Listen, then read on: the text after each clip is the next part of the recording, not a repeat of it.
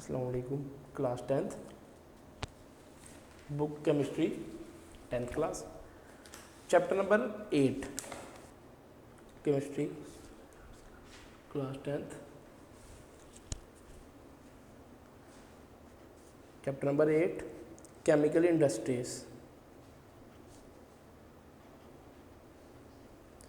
Chemical industries first of जो अब हम चैप्टर स्टडी करेंगे उसका नाम है केमिकल इंडस्ट्रीज़। केमिकल इंडस्ट्रीज़ से हम इसका लफ्ज़ी मतलब ये ले सकते हैं कि जो भी इंडस्ट्रीज़ हैं जो केमिकल मैन्युफैक्चर करती हैं, जो क्या मैन्युफैक्चर करती हैं, केमिकल्स।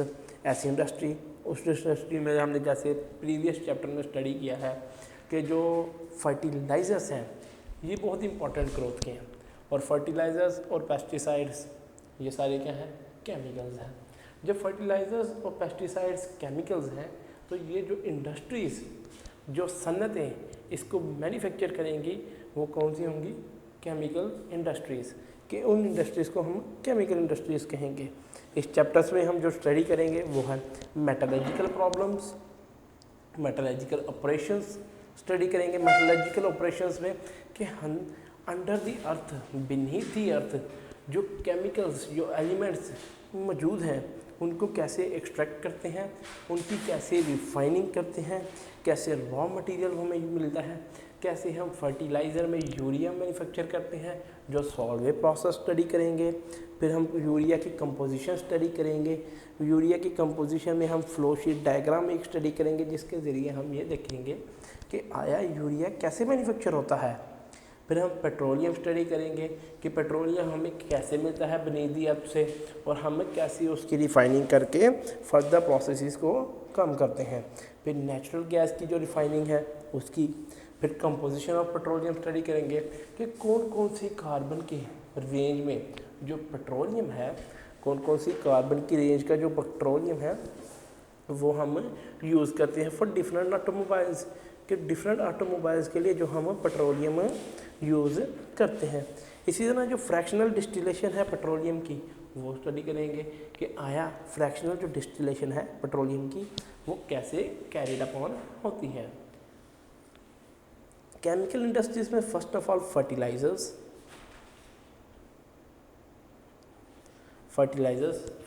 जो हमने स्टडी किए थे कि ये केमिकल्स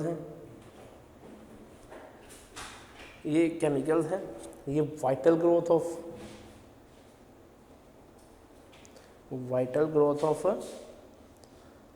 प्लांट एंड क्रॉप्स। कि फर्टिलाइज़र्स जो हैं ये बहुत ज़रूरी हैं। ज़रूरी किन लिहाज में है कि ये फर्टिलाइज़र्स जो हैं ये केमिकल कंपाउंड्स हैं। केमिकल होने के साथ साथ इनमें नाइट्रोजन और फास्फोरस प्रेजेंट है।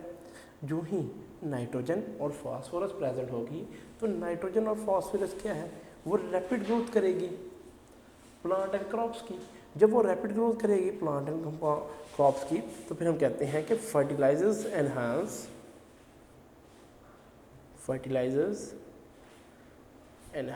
The productivity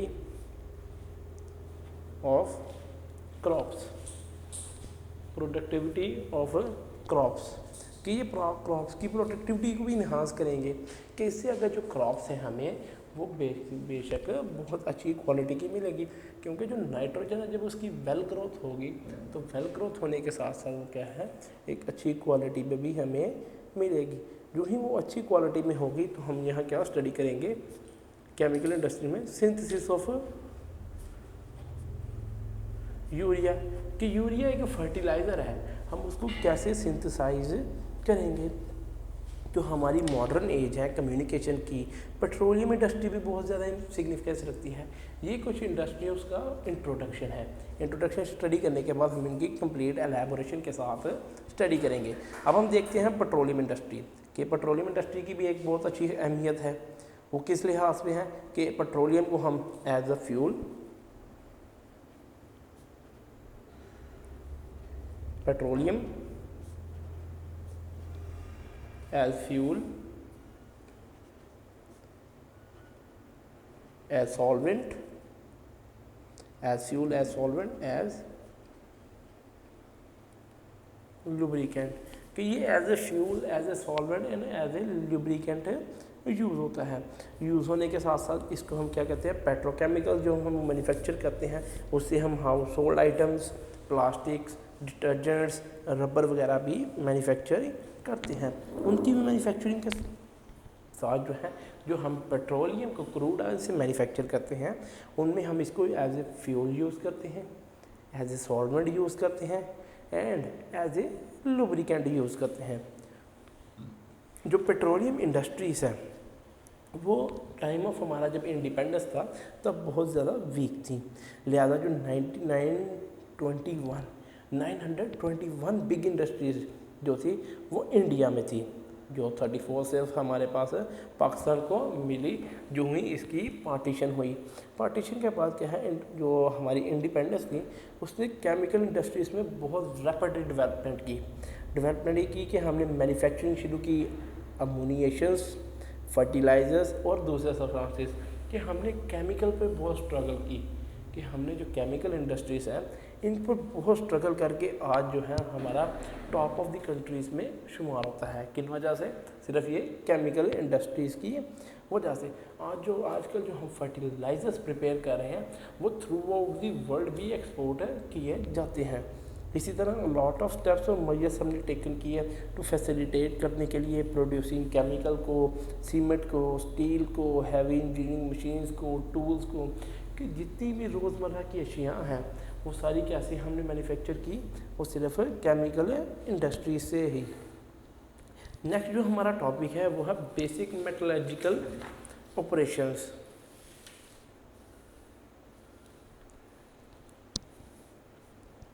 basic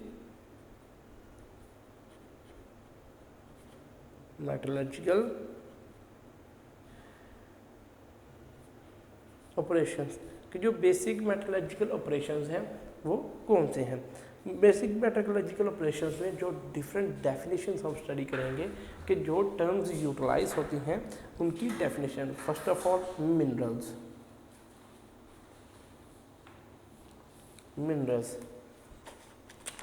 the solid natural material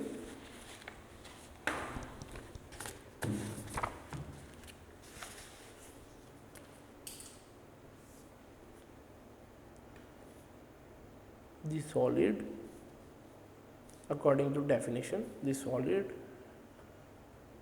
natural materials found beneath the earth's surface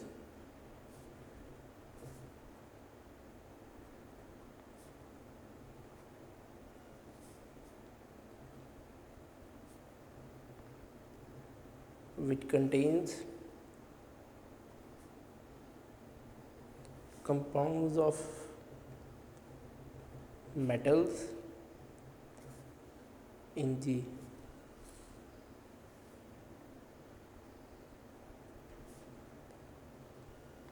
combined state along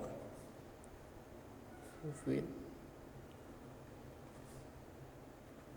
earthly impurities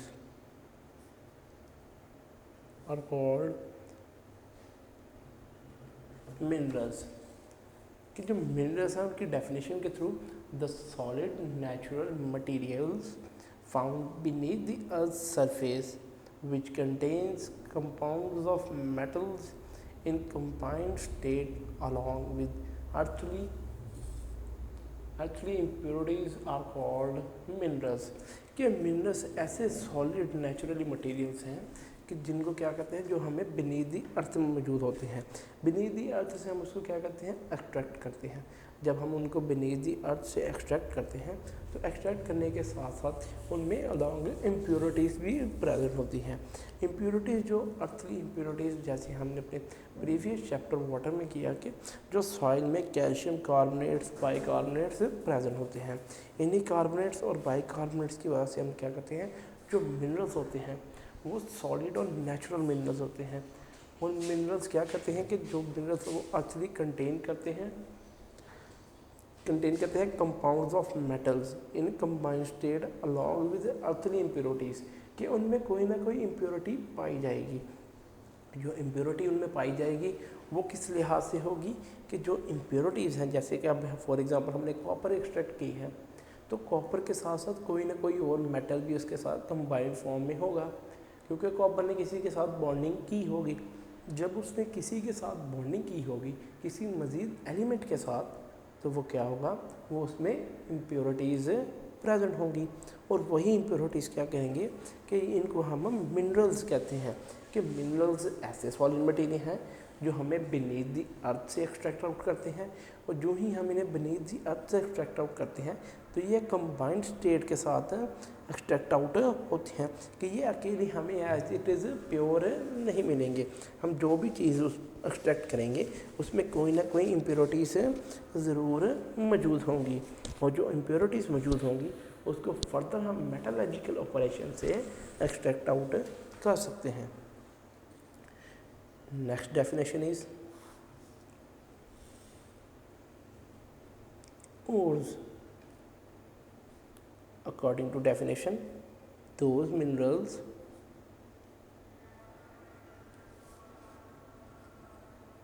from which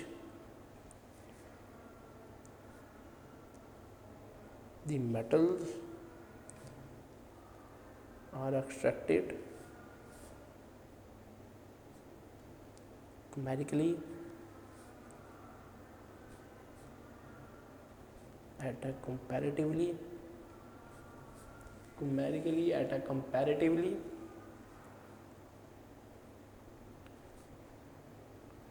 low cost with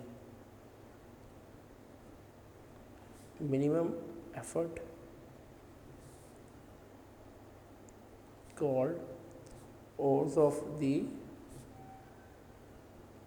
metals, कि ऐसे मिनरल्स जो ores, those minerals from which the metals are extracted commercially at a comparatively low cost with minimum effort called ores of the metals, कि हम ores of the metals उन minerals को कहेंगे कि first of all तो हमने minerals extract किए।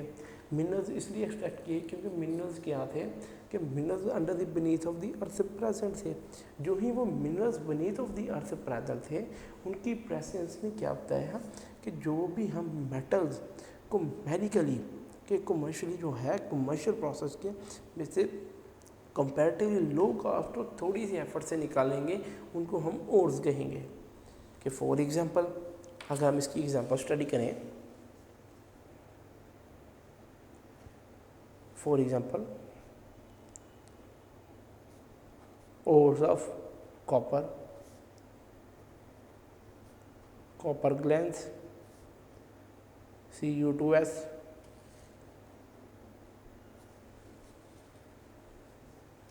चालकोपाइराइट, CuFe2s के ओर्स ऑफ कॉपर अगर हम स्टडी करें कि ये जो ओर्स ऑफ कॉपर हैं इनमें हमारे पास कॉपर ग्लैंस मौजूद है जिसके साथ सल्फर की इम्प्योरिटी है, चालकोपाइराइट है जिसके साथ कॉपर के साथ में आयरन और सल्फर की इम्प्योरिटीज़ भी प्रेजेंट है। कि ये वो ओर्स हैं कि ये मिनरल्स को हमने लो कॉस्ट के बाद जब एक्सट्रैक्ट आउट किया तो लो कॉस्ट और मिनिमम एफर्ट के साथ हमने इनकी जो प्रोडक्शन की, जो एक्सट्रैक्शन की, उनमें हमें जो मेटल्स मिले वो मेटल्स ये हैं। उनमें हमारे पास कॉपर ग्लैंस मौजूद है और चालकोपाइराइट मौजूद है। ये सारे जो ओर्स ऑफ मेटल्स हैं ये मिनरल्स हैं, ना कि ओर्स। कि ये जो ओर्स ऑफ मेटल्स हैं ये सारे मिनरल्स हैं, इनको हम मेटल्स नहीं कह सकते। कि ये जो ओर्स हैं उनको एज इट इज़ ही रहने देंगे। नेक्स्ट जो डेफिनेशन है वो है गैंग। ये वर्ड गैंग है, इसको गैंग यूँ नहीं पढ़ना। According to definition the earthly and other impurities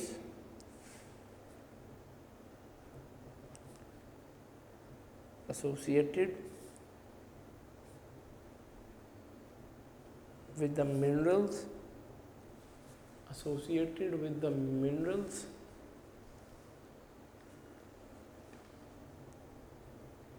are known as gangue. Gangue, the earthly and other impurities associated with the minerals are known as gangue. कि ऐसी impurities जो minerals के साथ present हो उसको हम क्या कहेंगे कि ये gangue है। कि जैसे हमने minerals की definition में study किया कि metals किनके साथ impurities के साथ present है कि अगर हम impurities की जैसे हमने कॉपर ग्लैंस ली Cu2S तो Cu2 में अगर हमने कॉपर एक्सट्रैक्ट आउट करें कि कॉपर हमारे पास मेटल और है तो फिर सल्फर क्या होगी, ये इम्प्योरिटीज़ होंगी, ये इम्प्योरिटीज़ वहाँ प्रेजेंट आउट होंगी। जो ही ये इम्प्योरिटीज़ वहाँ प्रेजेंट आउट होंगी तो फिर हम इनकी एक्सट्रैक्शन आउट करेंगे कि इस इम्प्योरिटीज़ को रिमूव आउट करेंगे। Next definition is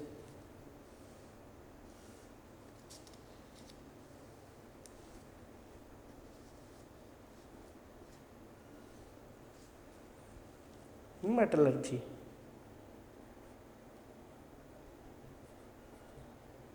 Metallurgy, according to definition,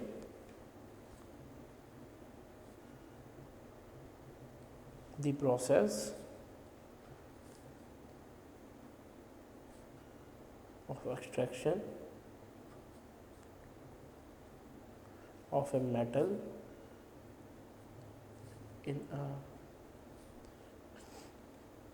pure state on large scale from its or by physical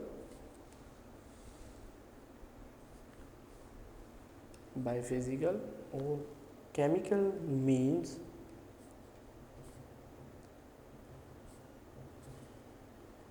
is called metallurgy. Metallurgy, the process of extraction of a metal in a pure state on large scale from its ore by physical or chemical means is called metallurgy. कि metallurgy एक ऐसा process है, metallurgical जो operations हैं, जो chapter के introduction में हमने बात की थी कि मेटलर्जिकल ऑपरेशंस हम यहाँ स्टडी करेंगे कि मेटलर्जिकल ऑपरेशंस ऐसे ऑपरेशंस हैं जिनमें हम क्या करते हैं कि जब हम बीनीथ द अर्थ से मिनरल्स को एक्सट्रैक्ट आउट करते हैं, जो ही हम मिनरल्स को एक्सट्रैक्ट आउट करेंगे तो जो एक्सट्रैक्शन होगी उसमें से प्योर मेटल की कैसे हम फिजिकली भी कर सकते हैं या केमिकल मीन से कि जिस तरह की इम्प्योरिटी जिस तरीके से उसके साथ अटैच होगी उसको हम उस तरीके से निकालेंगे, और जब उसको उस तरीके से निकालेंगे तो ये प्रोसेस क्या कहलाएगा, ये प्रोसेस है मेटलर्जी कहलाएगा। कि हमने क्या करना है, हमने सिर्फ रिमूवल ऑफ इम्प्योरिटीज़ करनी है। जो ही हम रिमूवल ऑफ इम्प्योरिटीज़ करेंगे तो जो ऑपरेशंस जिनके थ्रू हम करेंगे वो मेटलर्जिकल ऑपरेशंस कहलाएंगे। और मेटलर्जिकल ऑपरेशंस में हमने फिज़िकली और केमिकली भी कर सकते हैं। केमिकली हम कैसे करते हैं, केमिकली हम रिएक्ट करवा कर करते हैं कि हम क्या करते हैं, उसका रिएक्शन करवाते हैं किसी ऐसी एलिमेंट से कि जो इम्प्योरिटी होगी वो कॉपर या किसी और एलिमेंट को छोड़कर वो दूसरे केमिकल के साथ बॉन्ड फॉर्म कर ले। इस तरह क्या होगा, वो मेटल हमें प्योर फॉर्म में एक्सट्रैक्ट आउट हो जाएगा। जब वो मेटल प्योर फॉर्म में एक्सट्रैक्ट आउट होगा तो उसकी एक्सट्रैक्शन के लिए जो हम फर्दर प्रोसेस करेंगे वो है the process involved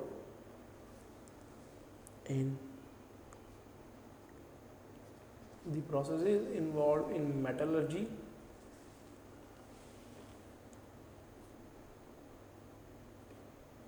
for extraction of a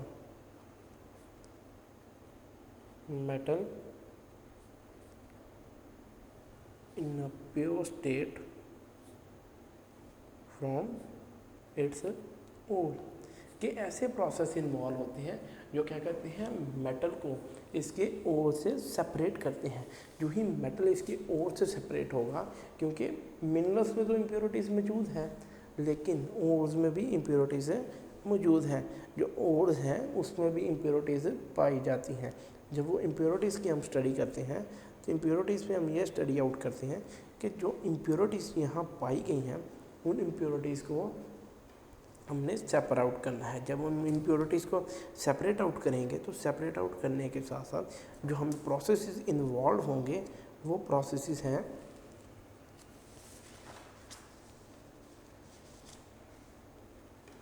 process number 1, concentration of ore. Concentration of ore कि ओर की कितनी कंसंट्रेशन वहाँ मौजूद है। अगर ओर ज़्यादा कंसंट्रेशन में मौजूद है फिर तो मेटलर्जिकल प्रोसेस बड़ी मिनिमम एफर्ट के साथ सेपरेट आउट हो सकते हैं। लेकिन अगर जो ओर वहाँ मौजूद है उसकी कंसंट्रेशन ही बहुत कम है तो फिर वो सेपरेट आउट नहीं हो सकता। Next, extraction of the metal and refining of metal कि जो मेटल है उसकी हम एक्सट्रैक्शन आउट को करेंगे कि यानी अब हम उसको केमिकल मीन से, कि जैसे केमिकल मीन से हमने कहा कि उसको केमिकल रिएक्ट करवा कर हम उसमें से मेटल को सेपरेट आउट करेंगे, यानी प्योर मेटल हम सेपरेट आउट करेंगे। जो ही हम प्योर मेटल सेपरेट आउट करेंगे तो प्योर मेटल की सेपरेशन के साथ साथ जो रिफाइनिंग होगी वो यही होगी कि अगर उसमें थोड़ी ज़रा बराबर भी इम्प्योरिटीज़ प्रेजेंट हैं तो वो भी उसमें से ख़त्म हो जाए और हमें 100% या 99.9% जो मेटल है वो बिल्कुल प्योर मिले। थर्ड जो था वो है रिफाइनिंग ऑफ मेटल कि हम मेटल की रिफाइनिंग भी कर सकते हैं। रिफाइनिंग का मतलब होता है इसको हम इसकी ऐसे प्रोसेस करेंगे जिसमें से इसका सारी इम्प्योरिटीज़ में से एक्सट्रैक्ट आउट हो जाए। अब 10 by 10 इन प्रोसेस को स्टडी करते हैं। First of all is concentration of ore कि ओर की कंसंट्रेशन क्या है, कि जो ही हम कंसंट्रेशन ओर स्टडी करेंगे the process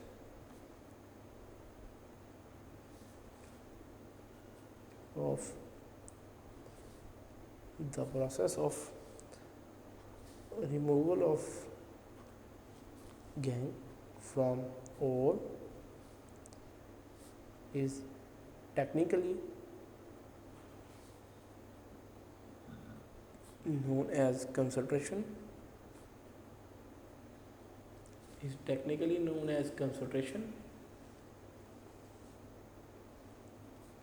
and the purified ore is known as concentrate.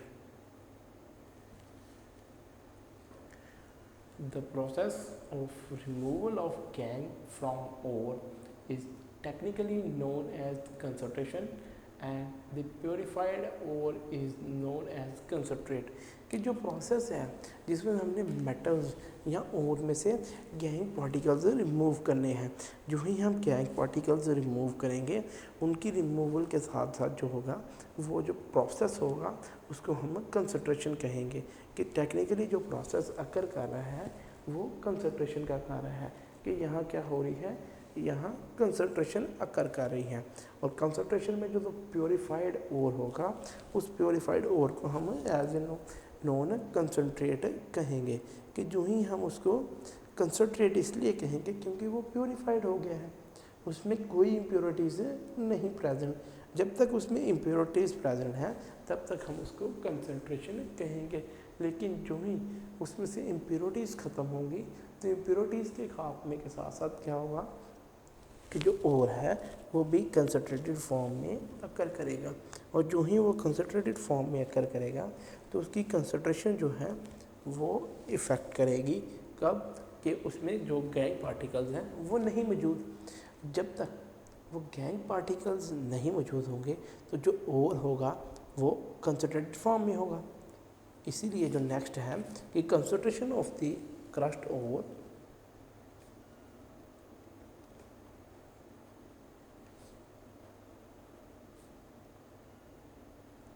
concentration of the crust ore is called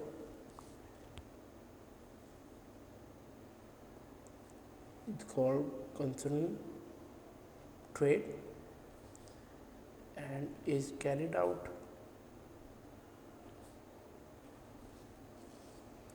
by following methods कि जो हमने कंसंट्रेशन करनी है तो concentration of the crushed ore is called concentrate and is carried out by following methods कि जब हमने उसकी कंसंट्रेट बनाया कि जब हमने क्रशिंग करने के बाद जो हमने इम्प्योरिटीज़ सेपरेट आउट की और जैसे ही वो इम्प्योरिटीज़ हमने सेपरेट आउट की तो इम्प्योरिटीज़ के सेपरेट आउट होने के साथ साथ क्या होगा कि जो फॉलोइंग मेथड उस पर अप्लाई करेंगे जैसे first of all gravity separation कि ग्रेविटी के लिहाज से हम उसको सेपरेशन करेंगे कि मॉलिक्यूलर वेट के साथ लो वेट और हाई वेट के साथ फ्रोथ फ्लोटेशन प्रोसेस सबसे इम्पॉर्टेंट प्रोसेस जो है वो फ्रोथ फ्लोटेशन प्रोसेस है कि इसमें हम उस पार्टिकल्स की फ्लोटेशन करवाएंगे इलेक्ट्रोमैग्नेटिक सेपरेशन कि मैग्नेट की वजह से मैग्नेट की मदद से क्या है उनमें जो सेपरेशन पाई जाएंगी वो मैग्नेट की मदद से होगी कि इलेक्ट्रोमैग्नेटिक सेपरेशन ये है कि ये तीन मेथड जो है ये तब अप्लाई करेंगे हम जब उसकी क्रशिंग होगी जब उसकी क्रशिंग होगी तो इन मेथड्स को अब हम टर्न बाय टर्न स्टडी करते हैं। सबसे first of all is gravity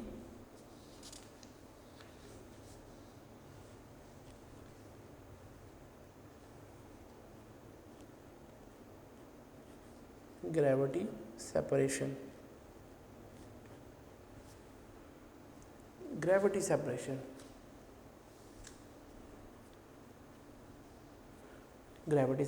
according to definition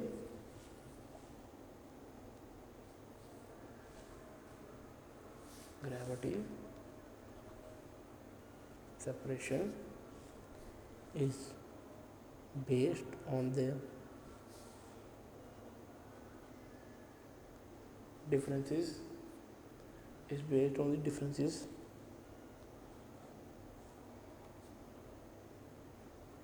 in densities of the metallic ore and the gangue particles कि according to definition of gravity separation is based on the differences in densities metal and metallic ore are the gangue particles कि इन सब में जो separation है कि जो हम करेंगे वो किस बेस से होगी कि इनकी डेंसिटी से बेस में जैसे कि आप सब जानते हैं कि डेंसिटी किस पर डिपेंड करती है वो मैस ओवर वॉल्यूम पे। तो हम ग्रेविटी सेपरेशन तब करेंगे कि अगर कोई हाई मैस मेटल मौजूद हो और लो मैस गैंग पार्टिकल्स मौजूद हों। जब हाई मैस मौजूद होगा और लो मैस मौजूद होगा तो फिर हम इसकी सेपरेशन बड़े ही अच्छे तरीके से कर सकते हैं। जो सेपरेशन है वो एक डायग्रामेटिकल व्यू से हम उसको स्टडी आउट करते हैं कि एक डायग्राम जो है जस्ट लाइक अगर हमने इसकी सेपरेशन करनी है तो हम एक भी कर लेंगे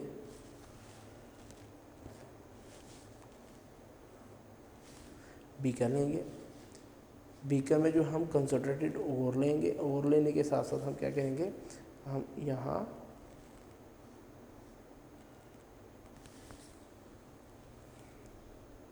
कि जो हमने ओर ऐड किया ओर ऐड करने के लिए यहाँ जो है हमारा सारा ओर मौजूद है।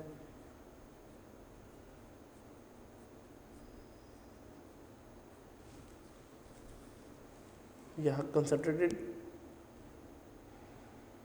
ओर प्रेजेंट है, यहाँ वो गैंग पार्टिकल्स प्रेजेंट हैं, यहाँ हमने water plus gang particles add करेंगे और यहाँ से वाटर ऐड करने पे यहाँ क्या होगा वो सारे पार्टिकल्स बाहर एक्सट्रैक्ट आउट होंगे। इस प्रोसेस की एलैबोरेशन स्टडी करते हैं। इन this process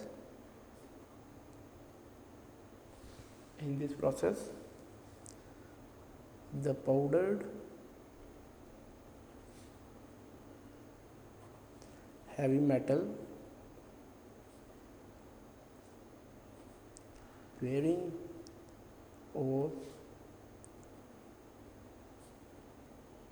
settles down on agitation stream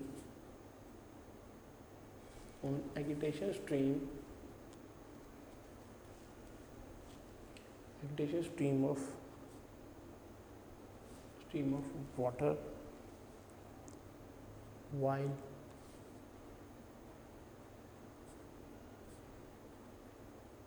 lighter gang particles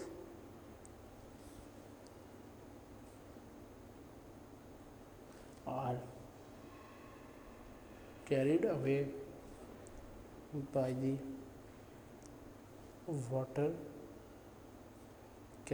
by the water कि इस प्रोसेस में हम क्या स्टडी करेंगे। इन this process the powdered heavy metal bearing ore settles down on an agitation stream of water while lighter gang particles are carried away by water। कि अगर हम इसके डायग्राम को व्यू देखें कि जो ही हम एक जो ओर थे उनको पाउडर फॉर्म में ऐड किया तो जो ओर ऑफ मेटल होगा वो हैवी इन वेट होगा। वो हैवी इन वेट होने की वजह से क्या होगा, वो बनी इसकी बेकर में सेटल डाउन होगा। जो ही वो सेटल डाउन होगा, जो इम्प्योरिटीज़ प्रेजेंट होंगी वो वाटर के साथ यहाँ मिक्स आउट हो जाएंगी। जो ही वो वाटर के साथ यहाँ मिक्स आउट होंगी तो उनको एक्सट्रैक्ट करने के लिए हम यहाँ से एक्सट्रैक्ट करेंगे। कि डेंसिटी यहाँ इसलिए डिपेंड कर रही है कि जो मेटल है उसका जो ओर होगा, कि किसी भी मेटल का जो ओर है उसकी डेंसिटी हाई होगी, और हाई डेंसिटी का मतलब ये है कि उसका मैस ज़्यादा होगा। जो ही उसका मैस ज़्यादा होगा तो मैस ज़्यादा होने की वजह से क्या होगा कि वो नीचे सेटल डाउन हो जाएगा। जो ही वो नीचे सेटल डाउन होगा, कि जैसे अकॉर्डिंग टू फिज़िक्स के रूल से यही है कि जो हैवी मैस होता है वो ग्रेविटी की तरफ अट्रैक्ट होता है। जो ही वो ग्रेविटी की तरफ अट्रैक्ट होगा तो जो लाइटर मैस होगा वो एयर में उड़ता रहता है, एयर में फ्लाई करता रहता है। इसी तरह क्या होगा कि बीकर में जो हमने ग्रेविटी सेपरेशन करनी है उसमें जो मेटल मौजूद होगा वो उसकी सरफेस के साथ एट दी बॉटम में मौजूद रहेगा। जो ही वो एट दी बॉटम मौजूद रहेगा तो बॉटम में उसकी मौजूदगी ये जाहिर करेगी कि यहाँ जो है ग्रेविटी सेपरेशन हुई है, कि यहाँ जो मेटल मौजूद है उसकी ग्रेविटी सेपरेशन की वजह से वो उसकी सतह पे नहीं रहा, उसकी तह में जाकर बैठ गया है। और जो लाइटर पार्टिकल्स होंगे जैसे इम्प्योरिटीज़ वो एज इट इज़ कुछ भी हो सकती है। जो भी इम्प्योरिटीज़ वहाँ मौजूद होंगी वो सारी इम्प्योरिटीज़ अपना वज़न हल्की होने की वजह से, लाइटर मैस होने की वजह से क्या करेंगी, वो वहाँ फ्लाई आउट करती रहेंगी और वाटर के साथ मिक्स आउट होती रहेंगी। और जो ही वो वाटर के साथ मिक्स आउट होती रहेंगी तो उनकी मिक्सिंग से ये बात होगी कि हम उसको अलग सेपरेट आउट कर सकते हैं। कि उनकी सेपरेशन का जो प्रोसेस है कि वो साइड पे जो हमने यहाँ एक ट्यूब है कि यहाँ जो होल है यहाँ से वो वाटर और गैंग पार्टिकल्स को हम रिमूव कर देंगे। जो ही हम वाटर या गैंग पार्टिकल्स रिमूव करेंगे तो जो कंसनट्रेटेड होल होंगे वो नीचे मौजूद रहेंगे। कि यहाँ क्या डिपेंड की है, यहाँ कंसनट्रेशन भी डिपेंड हुई है और साथ ही ग्रेविटी की डेंसिटीज भी डिपेंड हुई हैं।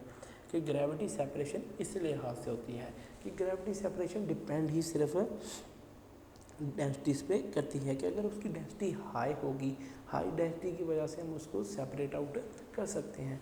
लेकिन कुछ मेटल्स जिनकी डेंसिटी बहुत कम होगी तो वो क्या होंगे, वो सेपरेट आउट ग्रेविटी सेपरेशन से नहीं हो सकते। ये था हमारा पहला प्रोसेस ग्रेविटी सेपरेशन, जिससे हमने कंसनट्रेटेड ओर को सेपरेट आउट किया है गैंग पार्टिकल से। नेक्स्ट जो प्रोसेस है, next is the most important process, flotation process. Flotation process froth flotation process.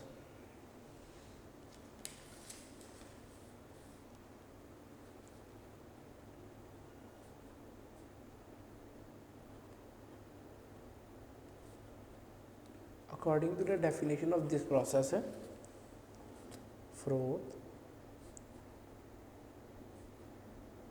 flotation process is based on the wetting characteristics of the ore,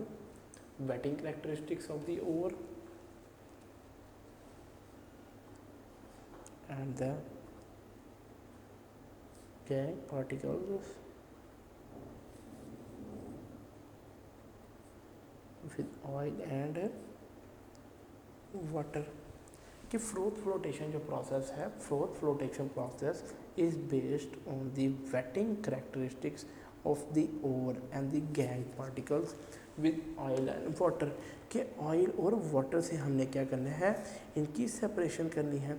जो ही हम oil और water को use करेंगे तो oil और वाटर आपस में मिक्स आउट नहीं होता। ऑयल क्योंकि लाइटर इन वेट होता है और लाइटर इन वेट होने की वजह से वो क्या कहता है, वो यहाँ फ्लोट होता रहता है। जो ही आप ऑयल में वाटर को मिक्स करेंगे तो उसकी मिक्सिंग से क्या होगा कि ये अकर करेगा कि वो उसकी सरफेस पे फ्लोट आउट होता रहेगा। और जो ही वो उसकी सरफेस पे फ्लोट आउट होता रहेगा तो उसकी जो सरफेस होगी वो एज इट इज़ नहीं होगी। कि जो ऑयल है, अब हम उसको फ्लोटेशन के प्रोसेस से ऐसे करेंगे कि जैसे कि जो हमारे पास ओर्स हैं, हम उसको वाटर और ऑयल के साथ मिक्स आउट करेंगे।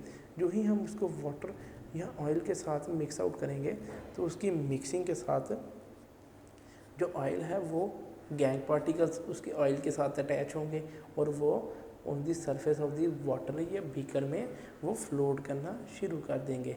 और जो ही वो सरफेस ऑफ द बीकर में फ्लोट करना शुरू करेंगे तो उनकी फ्लोटेशन से ये प्रोसेस अकर करेगा कि हम उसको इजीली एक्सट्रैक्ट आउट कर सकते हैं। ये एट इज इट क्या है, ये एज इट इज उस लाइक प्रोसेस है जैसे हमने डेंसिटी सेपरेशन की। कि जो फ्रोथ फ्लोटेशन है उसमें हम वेटिंग करेक्टरिस्टिक्स अकर करते हैं। ये इसकी डायग्रामेटिकल व्यू है कि डायग्रामेटिकल व्यू में जब हमने जो पार्टिकल्स होंगे, सब फर्स्ट ऑफ ऑल हम इसकी एलैबोरेशन स्टडी करते हैं। The ore particles are wetted by oil and the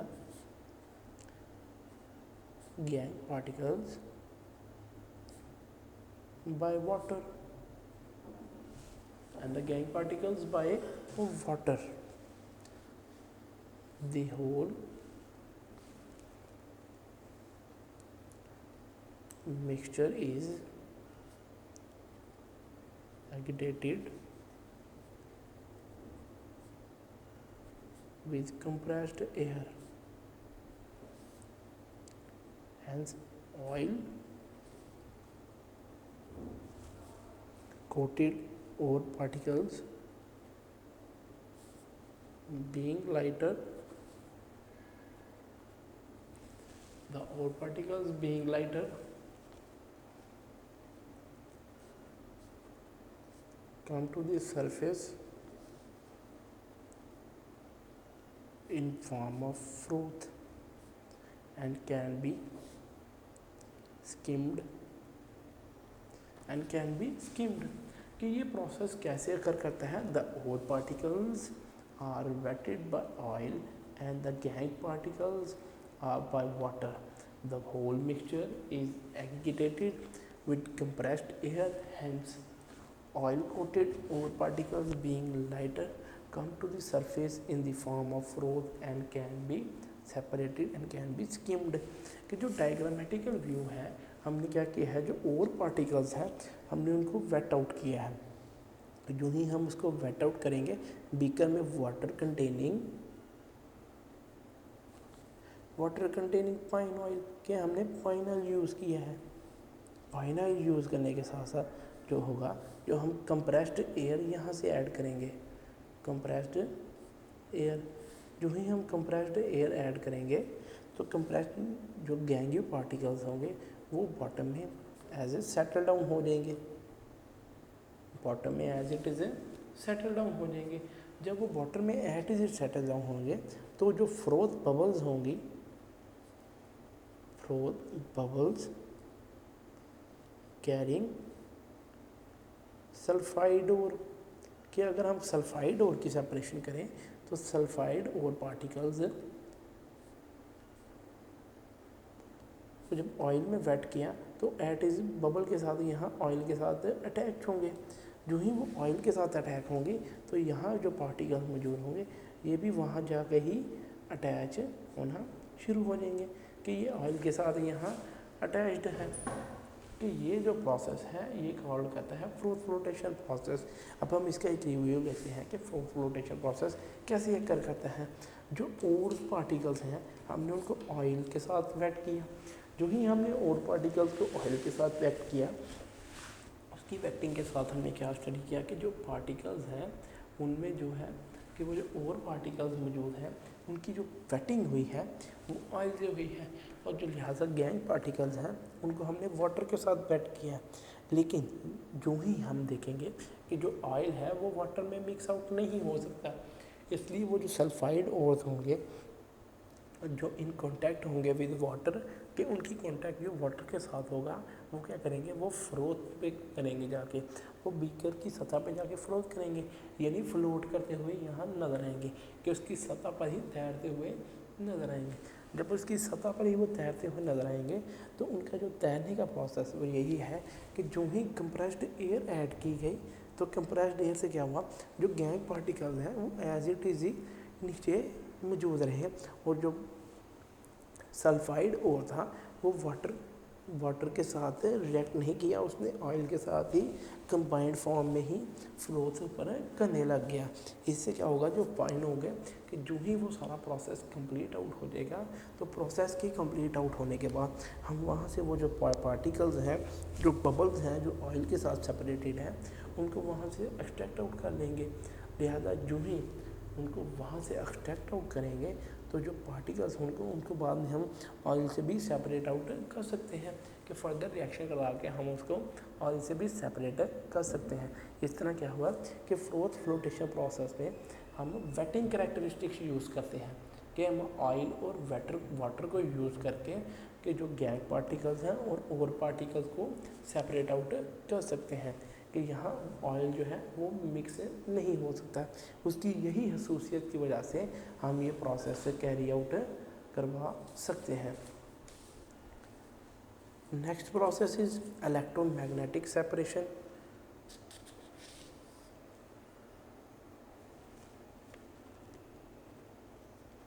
electromagnetic separation, कि इलेक्ट्रोमैग्नेटिक सेपरेशन क्या होती है। According to definition,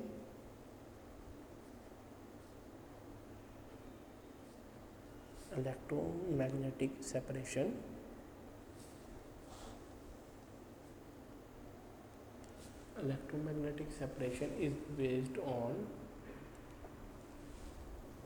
is based on the separation of magnetic ores from the non-magnetic impurities, कि वो non magnetic impurities bye means of electromagnets और magnetic separators, कि जो electromagnetic separation है वो कैसे अकर करती है। Electromagnetic separation is based on the separation of magnetos from the non-magnetic impurities, bye means of electromagnetic separation. कि फॉर एग्जांपल जिसकी हमने एक्सट्रैक्शन करनी है वो मेटल्स हैं और जो इम्प्योरिटीज़ हैं वो नॉन मेटल्स हैं, तो बिना मैग्नेट की मदद से वहाँ से सेपरेशन आउट कर सकते हैं। या मैग्नेटिक सेपरेटर्स मौजूद होते हैं इंडस्ट्रीज़ में, जहाँ ये सेपरेशन है कैरी आउट की जाती है। हम देखते हैं कि बड़े मैग्नेट्स जो इंडस्ट्री में मौजूद होते हैं वो इसी प्रोसेस के लिए मौजूद होते हैं कि वो इलेक्ट्रोमैग्नेटिक होते हैं, और वो जो ओर्स हम बुनियादी अर्थ से एक्सट्रैक्ट करते हैं उन ओर्स में जो मेटल होता है उसको वो अटैच कर लेते हैं, लेकिन जो इम्प्योरिटीज़ प्रेजेंट होती हैं वो एज इट इज़ ही नीचे मौजूद रहती हैं, लिहाजा वो अटैच नहीं हो पाती। फर्दर जो इसकी डिस्कशन है वो ये है कि ये प्रोसेस कैसे कैरी आउट होता है। The powdered ore is dropped over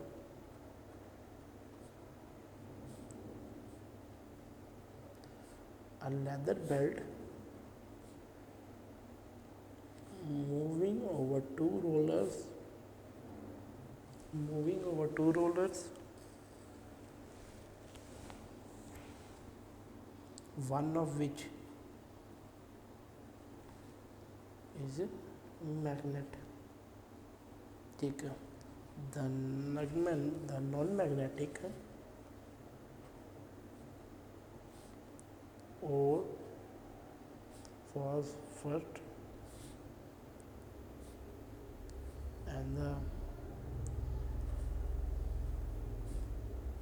magnetic ore gets attracted and falls further away। कि ये जो प्रोसेस है ये कैरी आउट कैसे होता है। The powdered ore is drop over a leather belt moving over two rollers one of which is magnetic. The non magnetic ore falls first and the magnetic ore gets attracted and falls further away। ये जो process है इसमें दो rollers use होते हैं। वो दो rollers में क्या करते हैं, अगर हम इसके डायग्रामेटिकल व्यू लें तो डायग्रामेटिकल व्यू में कि हमारे पास अगर दो रोलर्स मौजूद हैं, कि फॉर एग्जांपल ये दो रोलर्स मौजूद हैं, तो ये हॉल बेल्ट इनमें यूं प्रेजेंट है और ये बेल्ट यूं मूव कर रही है।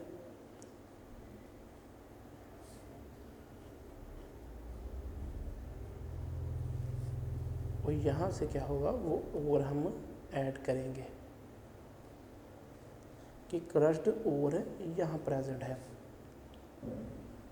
क्रश्ड ओर यहाँ प्रेजेंट है, तो वो क्रश्ड ओर क्या होगा यहाँ से यहाँ अटैच होगा।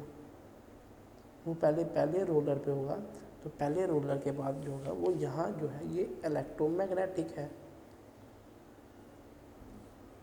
ये रोलर क्या है, ये इलेक्ट्रोमैग्नेटिक है। कि इलेक्ट्रोमैग्नेटिक होने की वजह से जो हमारे पास नीचे जो बेसिन्स होंगे दो,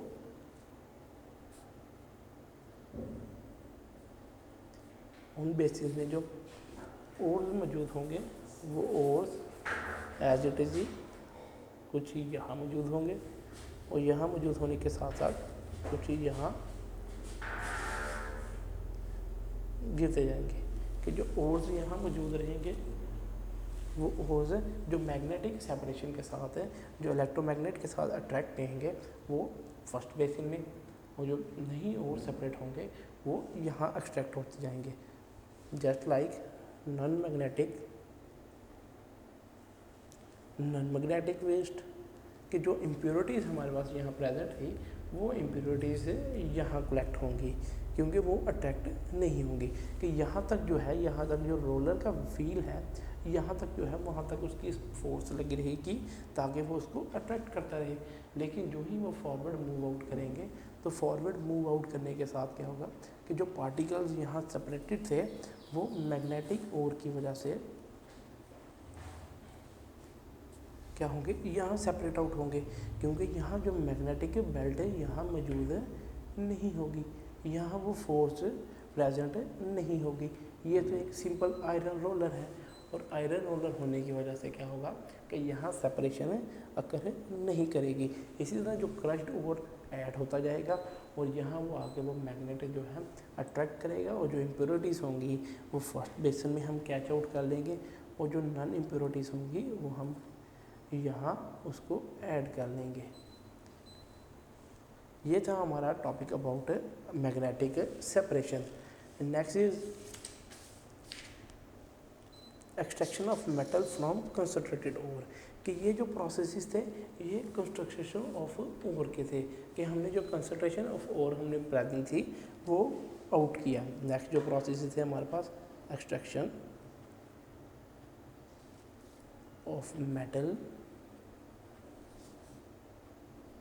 फ्रॉम द कंसनट्रेटेड ओर, कि जो एक्सट्रैक्शन हमें मेटल करनी है कंसनट्रेटेड ओर से, वो हम कैसे करेंगे। उसके ऐसे करने के लिए कि जो आइसोलेटेड कंसनट्रेटेड फॉर्म होगी उसको हम एक्सट्रैक्शन करने के लिए फर्दर केमिकल रिडक्शन या इलेक्ट्रोलाइटिक प्रोसेस अकर करेंगे। इलेक्ट्रोलाइटिक प्रोसेस जैसे आप 9th क्लास में स्टडी किए, जो इलेक्ट्रोलिसिस के साथ अकर करते हैं, कि फिनोमिना ऑफ इलेक्ट्रोलिसिस, के इलेक्ट्रोलिसिस का जो फिनोमिना है, एक इलेक्ट्रोलाइटिक मेथड है। नेक्स्ट इज रिडक्शन, कि रिडक्शन तो गेन ऑफ इलेक्ट्रॉन्स होता है, और गेन ऑफ इलेक्ट्रॉन्स में हम केमिकल रिएक्शन के थ्रू इसको करवा सकते हैं, कि जो गेन ऑफ इलेक्ट्रॉन्स, मेटल क्या करेगा, वो अपना इलेक्ट्रॉन्स लूज़ करेगा। जैसे ही मेटल अपने इलेक्ट्रॉन्स लूज़ करेगा तो जो नॉन मेटल्स वहाँ मौजूद होंगे वो इलेक्ट्रॉन्स गेन करके क्या होंगे, वहाँ से इवॉल्व होते रहेंगे, और जो ही वो वहाँ से इवॉल्व होंगे उनकी इवॉल्विंग के साथ क्या होगा, इम्प्योरिटीज़ भी ख़त्म होती रहेंगी। सबसे जो पहला प्रोसेस जो है chemical method of reduction of ore में, chemical reduction of ores involve roasting, कि सबसे जो पहला प्रोसेस है वो रोस्टिंग का है, कि जो यहाँ अकर होगा उसमें हम रोस्टिंग कैरी आउट करेंगे, कि रोस्टिंग जैसे कि उसको रोस्ट करेंगे with high heat according to process, it is a process of heating the concentrated ore at high temperature in excess of air, कि हम एक्सेस ऑफ एयर में इसको हाई टेम्परेचर पे हीट करेंगे।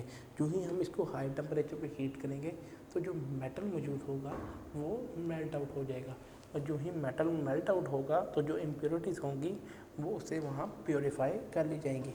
फॉर एग्जांपल अगर हम study करते हैं copper glans,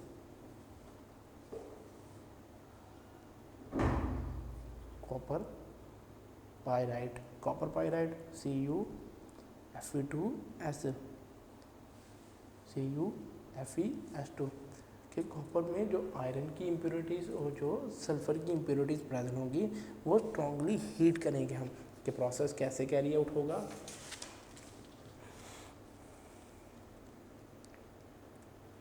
copper pyrite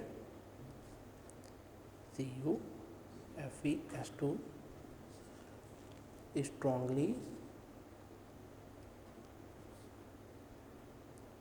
strongly heated in excess of air to convert it into a mixture of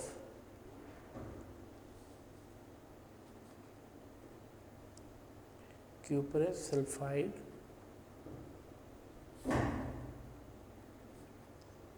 and ferrous sulfide, कि क्यूपरस सल्फाइड और फेरस सल्फाइड में इसको कन्वर्ट करेंगे कि जो ही copper pyrite is strongly heated in excess of air to convert it into a mixture of cuprous sulfide and ferrous sulfide. Cuprous sulfide Cu2s plus CuFeS, ferrous sulfide के हम एक mixture बनाएंगे कि जो इम्प्योरिटीज़ होंगी वो ऑक्सीजन के साथ रिएक्ट करके वोलाटाइल ऑक्साइड्स बनाएंगे। वोलाटाइल ऑक्साइड्स ऐसे ऑक्साइड्स होते हैं जो वहाँ से मैन्युफैक्चर होने के बाद इवॉल्व हो जाए। जो ही वो वहाँ से इवॉल्व होंगे तो इसका मतलब थोड़ी सी इम्प्योरिटीज़ तो कम हुई है। According to chemical reaction 2CuFeS2 cuprous sulphide plus ferrous sulphide plus sulphur dioxide की जो इन वोलाटाइल इन नेचर है, वोलाटाइल इन नेचर के ये सारी अवेपोरेट हो जाएगी। वोलाटाइल का मतलब है कि ये यहाँ से अवेपोरेट हो जाएगी। जो ही ये यहाँ से अवेपोरेट आउट होगी तो अवेपोरेशन के साथ साथ जो क्यूपरस सल्फेट बनेगा और साथ जो फेरस सल्फेट बनेगा उसको फर्दर रिएक्शन के साथ हम उसकी जो बाकी जो सल्फ़र या इम्प्योरिटीज़ वहाँ मौजूद हैं उसको भी ख़त्म कर सकते हैं। कि रोस्टिंग एक ऐसा प्रोसेस है जिस प्रोसेस में क्या होगा कि जो हीट है, हाई हीट की वजह से हम जो कॉपर पायराइट है उसको स्ट्रांगली हीट करेंगे कि ऑक्सीजन की मौजूदगी में इतना उसको हीट करेंगे कि वो फर्दर कंपाउंड बना दे। जैसे वो क्यूपरस सल्फाइड बनाएगा और साथ फेरस सल्फाइड बनाएगा कि जो कॉपर होगी वो सल्फ़र के साथ रिएक्ट कर लेगी, क्योंकि सल्फ़र यहाँ दो मौजूद हैं। वो दो सल्फ़र के साथ क्या होगा, एक सल्फ़र की थोड़ी जो इम्प्योरिटीज़ हैं वो कॉपर के साथ अट्रैक्ट करेंगी और जो थोड़ी सी इम्प्योरिटीज़ हैं वो फेरस के साथ अट्रैक्ट करेंगी। जो ही वो कॉपर और फेरस के साथ अट्रैक्ट करेंगे तो बाद में वो क्या बनाएंगी, sulphur dioxide. Sulphur dioxide volatile in nature है। वोलाटाइल इसलिए है क्योंकि वो ऑक्सीजन के साथ सल्फ़र ने रिएक्ट करके क्या किया, सल्फ़र डाइऑक्साइड हवा में एवेपोरेट होगी और जो ही वो हवा में एवेपोरेट होगी इससे ये होगा कि थोड़ी सी इम्प्योरिटीज़ जो हैं वो रोस्टिंग के प्रोसेस से भी ख़त्म हो सकती हैं। कि रोस्टिंग के प्रोसेस में जब हाई एक्सेस ऑफ ऑक्सीजन दी जाती है तो कुछ कंपाउंड क्या करते हैं, वो ऑक्सीजन के साथ ही रिएक्ट करते हैं। जो ही वो ऑक्सीजन के साथ रिएक्ट करते हैं तो उनकी ऑक्सीजन के साथ जो ही रिएक्शन होता है वो ऑक्साइड्स फॉर्म करते हैं। जैसे ही ऑक्साइड्स फॉर्म होते हैं तो ऑक्साइड्स वोलाटाइल इन नेचर होते हैं कि वो क्या करते हैं, एवेपोरेट या इवॉल्व आउट हो जाते हैं। ये था सबसे पहला chemical method for the reduction of ore. कि रिडक्शन ऑफ ओर में सबसे पहला chemical method. Next method is smelting.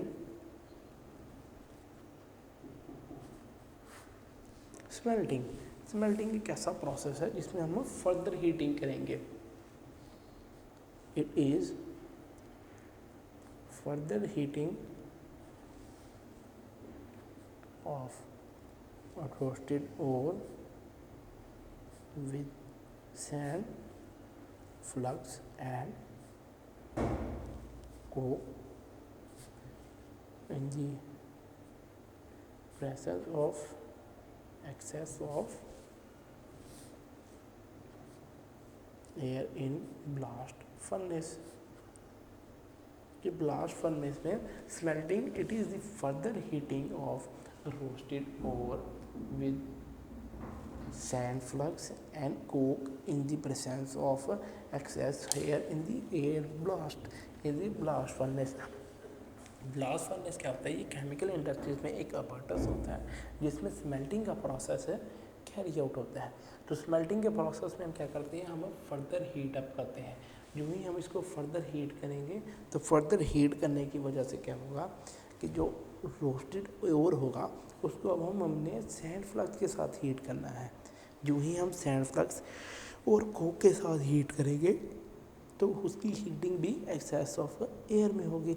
जो ही एक्सेस ऑफ एयर में होगी ये एक हाईली एक्सोथर्मिक प्रोसेस है कि हीट जो है वो एग्जिट होगी। एक्सोथर्मिक एक ऐसा प्रोसेस होता है जिसमें हीट गिवन आउट होती है, just like highly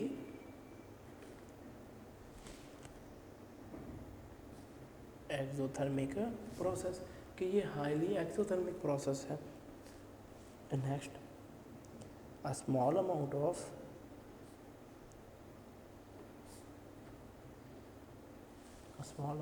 coke is required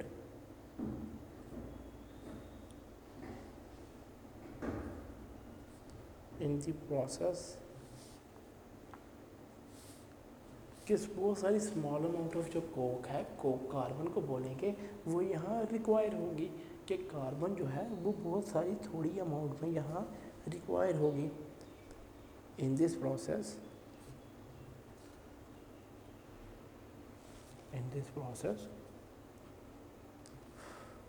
first ferrous sulphide oxidizes to form ferrous oxide,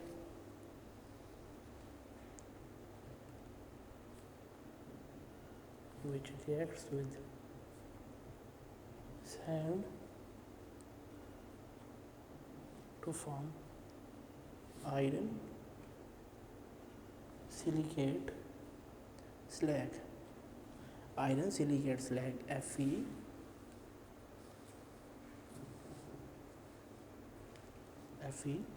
FeSiO3. It being lighter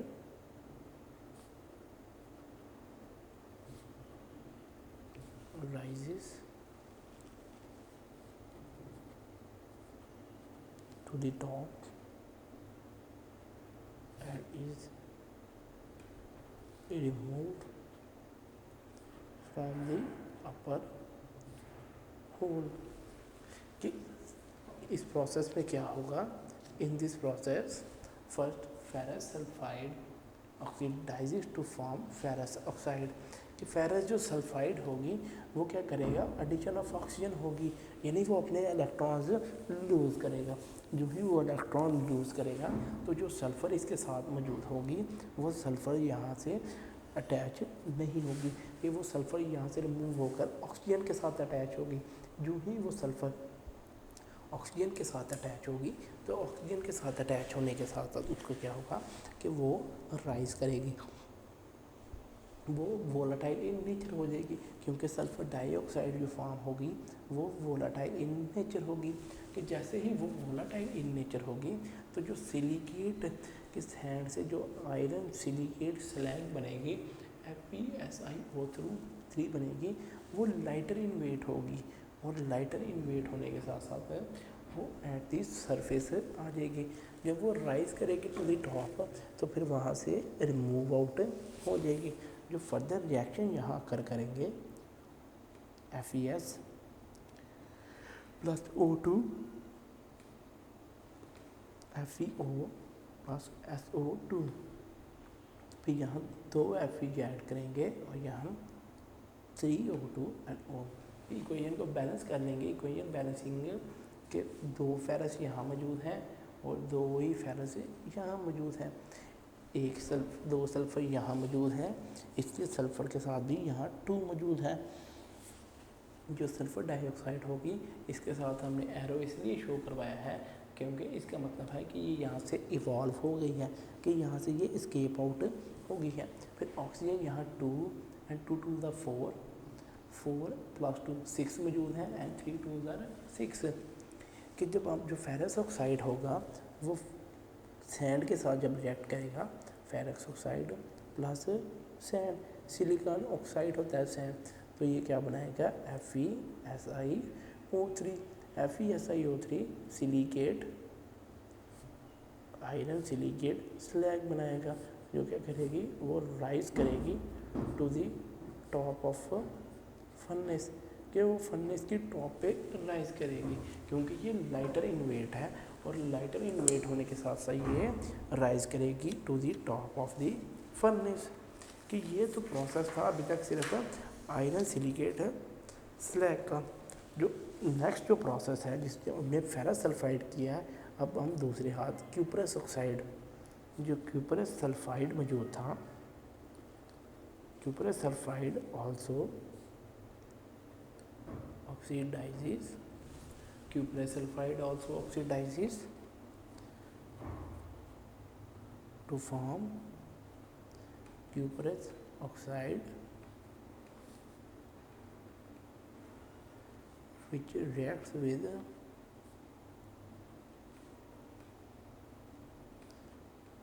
unreacted ferrous sulfide to form ferrous oxide. तो cuprous sulfide also oxidizes to form cuprous oxide, which reacts with unreacted ferrous sulfate to form ferrous oxide.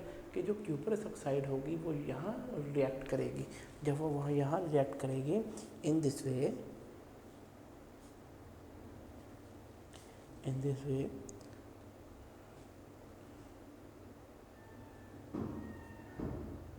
cuprous sulfide and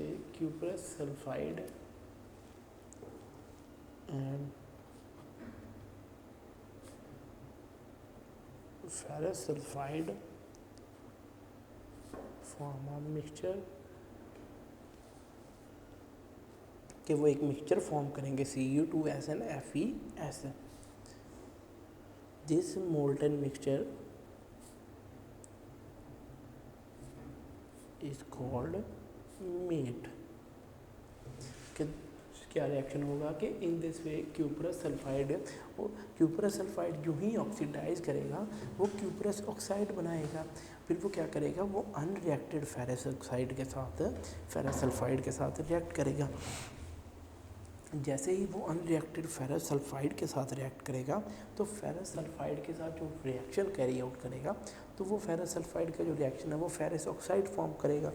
जैसे ही ferrous oxide form होगा तो ferrous oxide की formation के साथ जो cuprous sulphide और ferrous sulphide में जो है वो अपना एक मिक्सचर बना के cuprous sulphide and ferrous sulphide एक मोल्टन मेड फॉर्म करेंगे.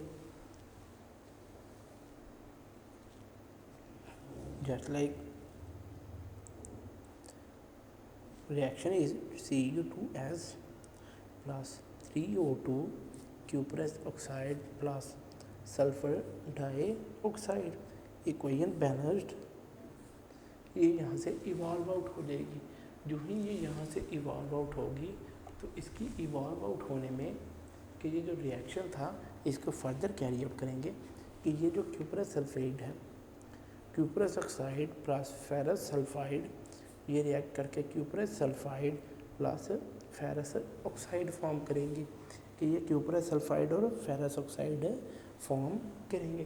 कि ये रिएक्शन कहाँ होगा, ये रिएक्शन है स्मेल्टिंग के प्रोसेस में होगा. कि सल्फर डाइऑक्साइड क्या करेगी, वो इवॉल्व आउट हो जाएगी और जो कॉपर के साथ सल्फर मौजूद थी वो इवॉल्व आउट होगी. कि यहाँ का जो है कॉपर है वो 45% प्योर मिलेगी, 45% प्योर कॉपर. कि 45% प्योर कॉपर है लेकिन हमें तो 99% प्योर कॉपर चाहिए. इसलिए 99% प्योर कॉपर के लिए के अंदर क्या हम प्रोसेस करेंगे कि जो स्मेल्टिंग है उसको डायग्रामेटिकली व्यू से हम चेकआउट करते हैं.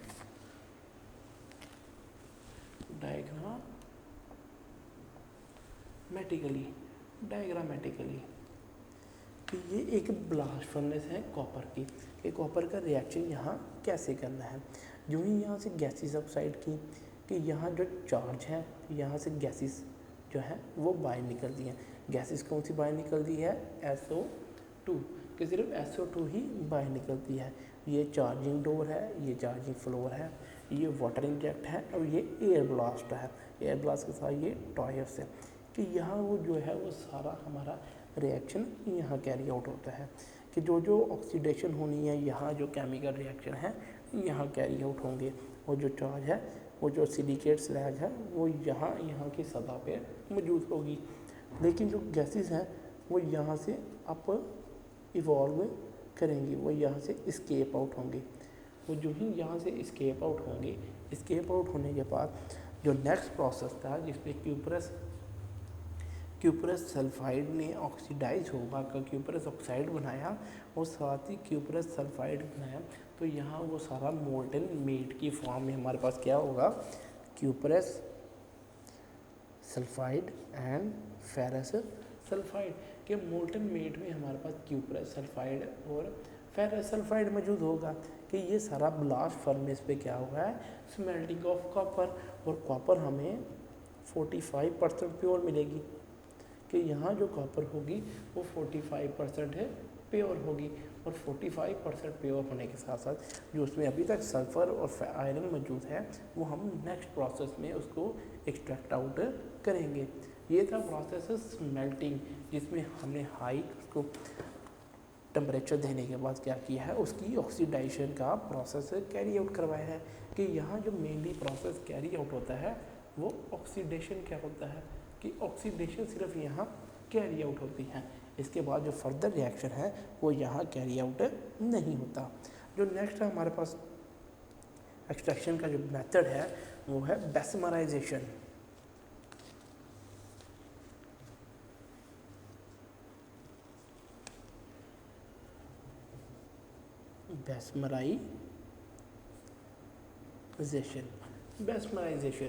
Mesmerization, it is the, according to process, it is the further heating,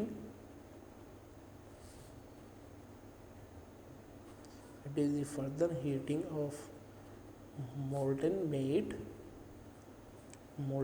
थी copper sulphide dot ferrous sulphide कि ये मोल्टन मेड जो है उसकी further heating in a pear-shaped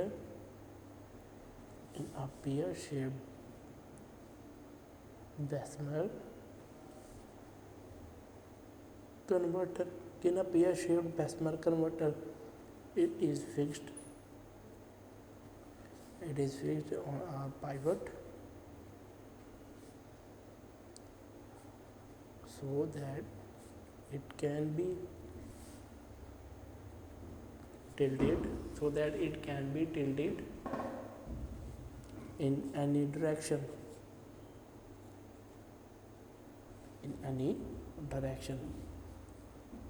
Molten made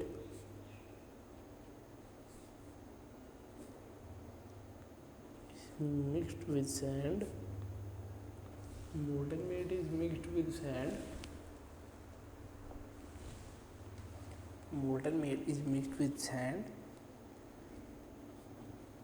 and heated with a hot blast of air through tires. Ferrous sulfide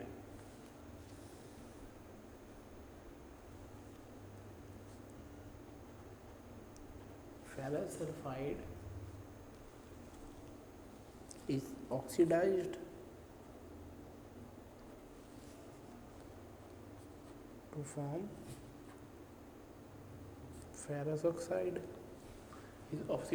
form ferrous oxide, which reacts with sand to form slag, and slag is FeSiO2 that floats on top. कि जो further reaction है वो ऐसे carried out होगा कि जो reaction है just like bessemerisation, it is the further heating of molten made in a pear-shaped Bessemer converter. It is fixed on a pivot so that it can be tilted any direction. Molten made is mixed with sand and heated with a hot blast of air through tires. Ferrous sulfide is oxidized to form ferrous oxide, which reacts with sand to form slag FeSO3 that floats on the top.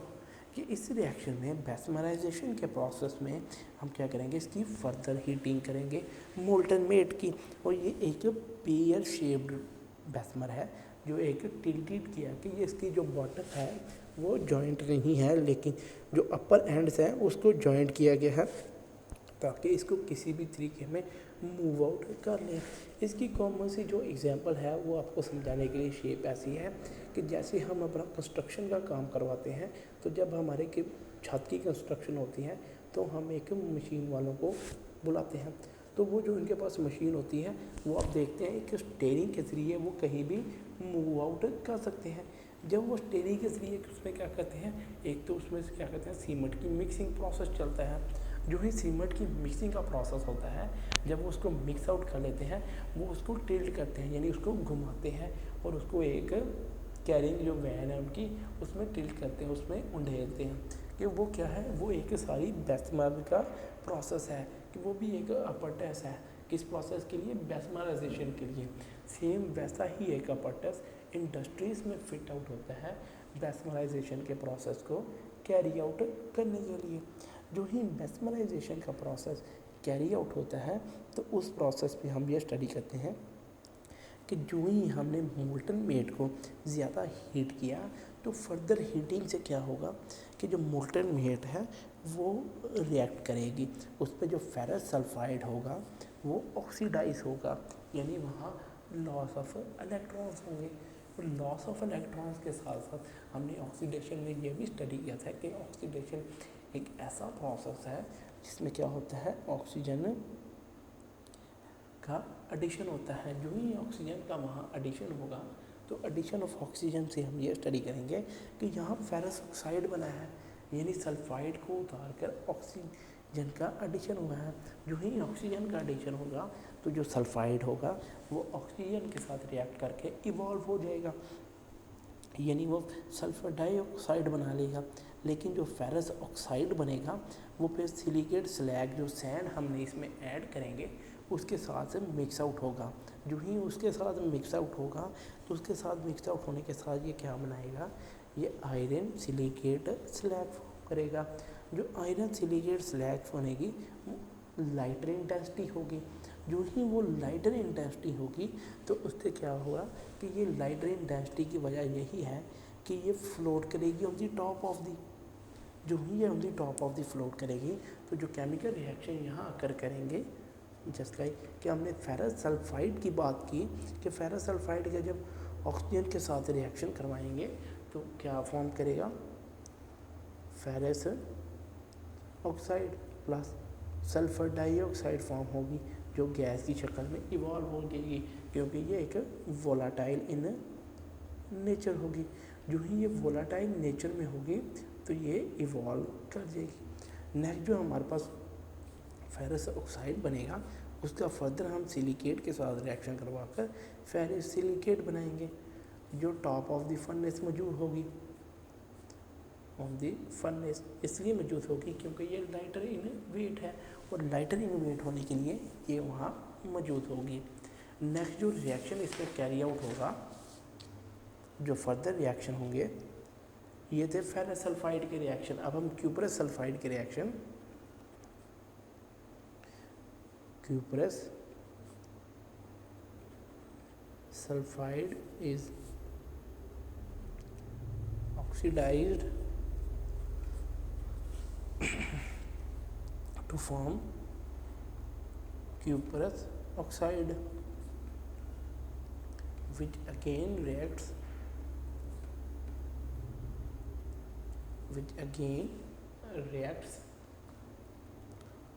with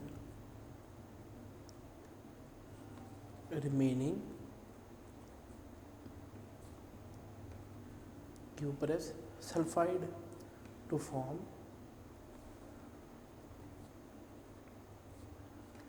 metallic copper। कि cuprous sulfide is oxidized to form cuprous oxide। कि अब हम cuprous जो sulphide मौजूद था उसको oxidation का reaction कराएंगे कि यानी उसको ऑक्साइड में कन्वर्ट करेंगे। जो ही उसको ऑक्साइड में कन्वर्ट करेंगे तो जो सल्फ़र कॉपर के साथ प्रेजेंट थी वो सल्फ़र डाइऑक्साइड बनाएगी जो कि वोलाटाइल इन नेचर है, वो वहाँ से इवॉल्व आउट हो जाएगी। जो ही वो वहाँ से इवॉल्व आउट होगी तो उसकी इवॉल्व आउट होने के साथ जो रिमेनिंग क्यूपरस सल्फाइड बचेगी वो मेटेलिक कॉपर में कन्वर्ट आउट हो जाएगी कि जो क्यूपरस ऑक्साइड हमारे पास बनेगी उसका रिएक्शन हम क्यूपरस सल्फाइड के साथ करवाएंगे। जब उसका रिएक्शन क्यूपरस सल्फाइड के साथ करवाएंगे तो रिएक्शन के बाद क्या होगा, हमारे पास मेटेलिक कॉपर एक्सट्रैक्ट आउट हो जाएगी। फर्दर रिएक्शंस कैरी आउट करेंगे Cu2S प्लस 3O2 तो हमारे पास क्यूपरस ऑक्साइड फॉर्म हुआ plus sulphur dioxide. Sulphur dioxide क्या है, ये वोलाटाइल इन नेचर है। वोलाटाइल इन नेचर होने के साथ साथ ये क्या होगा, ये यहाँ से इवॉल्व आउट हो जाएगी। जो ही ये यहाँ से इवॉल्व आउट होगी तो इवॉल्व आउट होने के साथ साथ क्या होगा कि जो क्यूपरस ऑक्साइड होगी ये फर्दर रिएक्ट करेगी Cu2O प्लस जो क्यूपरस सल्फाइड बच जाएगी कि यानी सारी का रिएक्शन तो नहीं हुआ कि यहाँ 50 अगर 50% रिएक्शन यहाँ कैरी आउट हुआ है तो 50% रिएक्शन यहाँ कैरी आउट होगा। तो जो 50% रिएक्शन यहाँ कैरी आउट होगा तो जो कॉपर है वो कॉपर के साथ अटैक्ट होगी और सल्फर के साथ। जैसे हमने यहाँ देखा कि जो कॉपर है वो ऑक्सीजन के साथ भी अट्रैक्ट कर रही है और सल्फर ऑक्सीजन के साथ भी अट्रैक्ट आउट हो रहा है। इसी तरह Cu6 कॉपर मिल जाएंगे हमारे पास क्योंकि यहाँ 2 मोल फॉर्म हुआ था तो 2 मोल फॉर्म होने के साथ साथ यहाँ भी उसको 2 मोल ही यूटिलाइज होगा।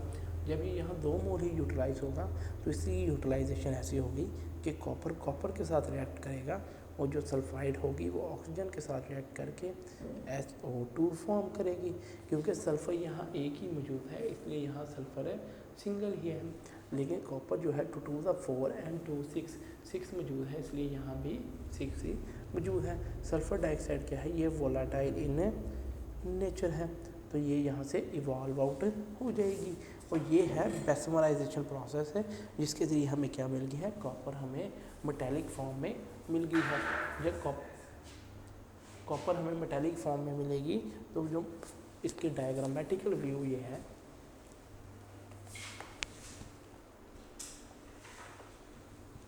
डायग्रामेटिकल व्यू कि ये एक बेसमर कन्वर्टर है। बेसमर कन्वर्टर में हमने ये स्टडी किया कि जो ये टिल्टेड इसलिए है क्योंकि ये यहाँ से अटैच्ड है। अगर ये यहाँ से अटैच्ड होगा तो इसकी अटैचिंग के लिए जो ये स्लैग होगी, जो हमारे पास जो स्लैग थी यानी FeSiO3 के FeSiO3 जो स्लैग है वो लाइटर इंटेंसिटी है और लाइटर इंटेंसिटी होने की वजह से वो क्या करेगी, वो फ्लेट करेगी। तो यहाँ जो ज़्यादा हेयर रखा है ये हमने एयर की रखा है कि जो यहाँ से हमने एयर ऐड करनी है कि जो हॉट एयर हम यहाँ से ऐड करेंगे कि जो हॉट एयर हम यहाँ से ऐड करेंगे उसकी एडिंग के साथ क्या होगा कि जो ही हमने ऑक्सीडेशन का रिएक्शन करवाना है तो फिर हम एक्सेस ऑफ एयर यहाँ से ऐड करेंगे और यहाँ जो क्यूपरस सल्फाइड फेरस सल्फाइड जो भी मोल्टन मेट मौजूद होगा वो क्या करेगा, वो रिएक्शन कराएगा। ये एक स्टील से मिलकर बनता है, ये स्टील टैंक है और ये उसके पाइवट्स हैं कि इसको हम कहीं भी टिल्ट आउट कर सकते हैं। यहाँ जो इसके रोलर्स हैं इसके साथ जो स्टीयरिंग मौजूद होगा उसके साथ हम इसको टिल्ट आउट कहीं भी तरफ भी इसको उंडेल सकते हैं।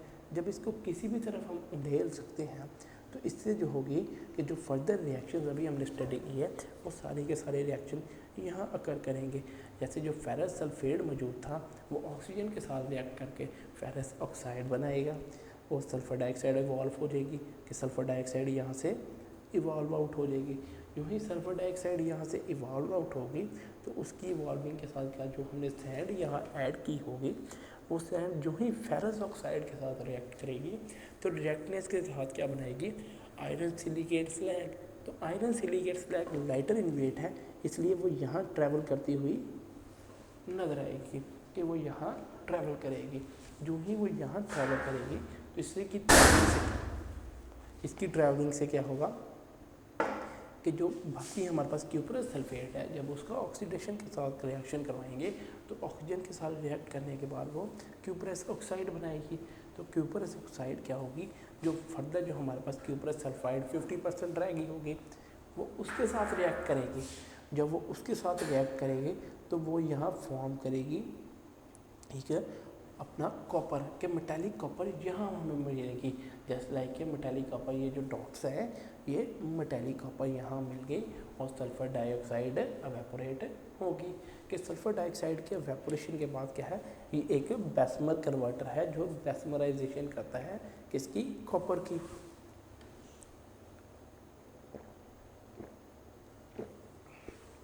कॉपर की बेसमराइजेशन में हमें जो कॉपर मिलेगी वो 80 to 90% प्योर कॉपर होगी जो इस प्रोसेस से हमें मिलेगी। ये था प्रोसेस ऑफ बेसमराइजेशन। नेक्स्ट हम स्टडी करते हैं कि जो मोल्टन मेट होगी बेसमराइजेशन के प्रोसेस में, the molten met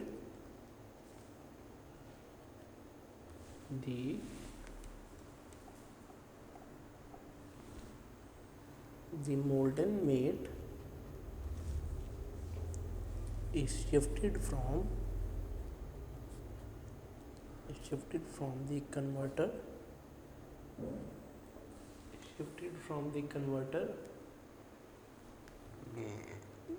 to sand molds and is allowed to cool the dissolved copper gases. The dissolved gases escape out, forming blisters on the surface of the solid copper. It is called blister copper 98% pure. क्योंकि जो molten matte होगी उसको shift करते हैं shifted from the converter to sand moulds and in allowed to cool. कि जो हमें molten met मिलेगी अब हम उसको सैंड पे रखेंगे ताकि वो कूल आउट हो सके, और जो ही वो सैंड पे कूल आउट होगी तो उसकी कूलिंग के पास जो the dissolved gases escape out forming blisters on the surface the solid copper is obtained. कि वो जो सॉलिड कॉपर होगी वो यहाँ सरफेस पे ऑब्टेन होगी। जो ही गैसेस वहाँ से इवॉल्व होंगी, जैसे ही गैसेस वहाँ से इवॉल्व होंगी जो सॉलिड कॉपर है वो ऑब्टेन होगी, और जो सॉलिड कॉपर होगी उसकी ऑब्टेनिंग का जो प्रोसेस है वो लाइक दिस है कि जो ब्लिस्टर कॉपर है उसको हम फिर जो कॉपर ऑब्टेन करेंगे उसको हम नाम देंगे कि ये एक ब्लिस्टर कॉपर है, और ब्लिस्टर कॉपर में ये 98% प्योर है। ये था हमारा मेथड अबाउट बेसमराइजेशन, और ये थी हमारी extraction of metal from concentrated ore. कि हमारे पास जो कंसनट्रेटेड ओर मौजूद था उससे हमने मेटल की एक्सट्रैक्शन कर ली, लेकिन जो हमारे पास अब 98% प्योर कॉपर मिली है इसको 99% प्योर कॉपर बनाने के लिए हम जो इसका थर्ड मेथड था रिफाइनिंग और प्योरिफिकेशन ऑफ मेटल करेंगे। कि यहाँ हम अब इसकी रिफाइनिंग करेंगे, और जो रिफाइनिंग होगी वो उसका प्रोसेस कैसे कैरी आउट होगा। कि जो रिफाइनिंग है, refining is done by electrolysis. Refining the impure metal by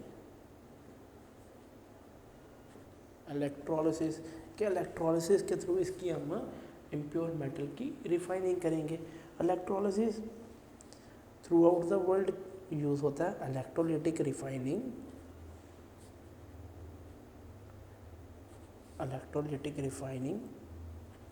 of copper is carried out in an electrolytic tank having copper sulfate solution। कि इलेक्ट्रोलाइटिक का जो फिनोमेना है वो कहाँ अकर करता है, वो एक टैंक में अकर करता है। कि अगर हमारे पास एक टैंक मौजूद है तो उसमें हम इलेक्ट्रोलाइसिस का फिनोमेना अकर करवा सकते हैं।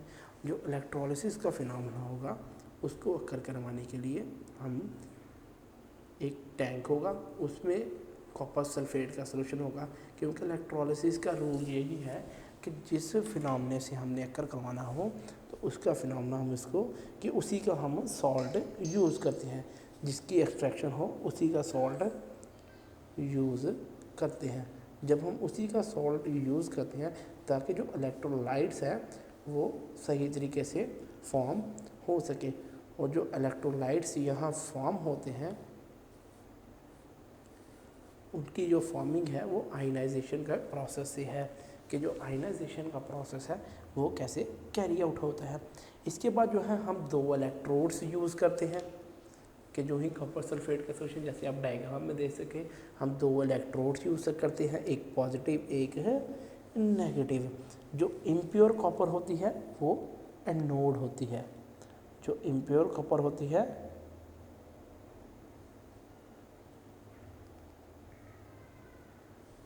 इम्प्योर कॉपर,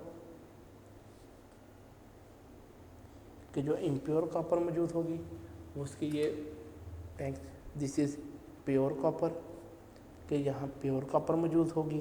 प्योर कॉपर के बाद जो इलेक्ट्रोलाइटिक सॉल्यूशन होगा, इलेक्ट्रोलाइटिक सॉल्यूशन मौजूद होगा, कि यहाँ जो होगा कि हमारे पास जो प्योर कॉपर है उसको हम डिफरेंशिएट ऐसे कर सकते हैं। अब यहाँ के जो फिनोमेना होंगे वो रिडॉक्स रिएक्शंस अकर करेंगे, कि यहाँ हमारे पास पॉजिटिव भी है और नेगेटिव इलेक्ट्रोड भी है। जो पॉजिटिव है वो हमारे पास कैथोड है, एनोड है, और जो नेगेटिव है वो हमारे पास कैथोड है। एक एनोड एक कैथोड है। ये है diagrammatical view of electrolytic refining. Electrolytic refining के डायग्रामेटिकल व्यू के बाद जो नेक्स्ट हमारे पास है कि इसमें हमने solution of copper sulphate use किया, copper sulphate CuSO4 solution use किया। CuSO4 सॉल्यूशन यूज़ करने के बाद 2 इलेक्ट्रोड्स यूज़ की हैं। 2 इलेक्ट्रोड में से one of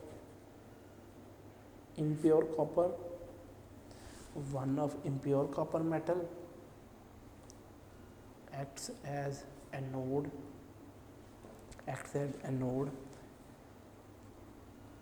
other of pure copper